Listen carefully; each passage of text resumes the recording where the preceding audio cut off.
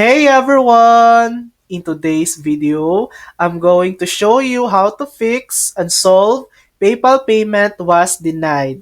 First, go to PayPal and log into your account using your email and password. Make sure your link card, credit or debit is not expired, has the correct billing address, has enough funds or credit available.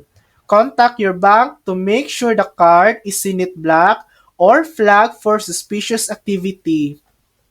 Look for any limitations or restrictions placed on your account. Go to Settings and Account Limitations. Follow all the steps to lift any restrictions. Confirm all your information, including your email address, link bank account, and link cards. If prompted, go through any identity verification steps PayPal requires. Make sure the person or business you're sending money to has a correct PayPal email or phone number and an active PayPal account.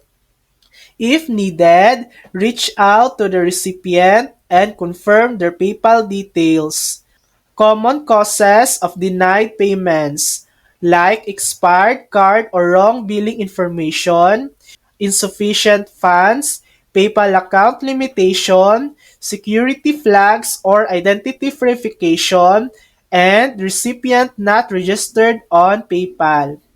If none of the above works, try using a different payment method like another card or your PayPal balance, or contact PayPal support directly.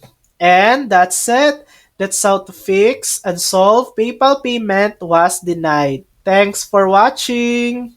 If this video helped you, please like and subscribe for more helpful tutorials.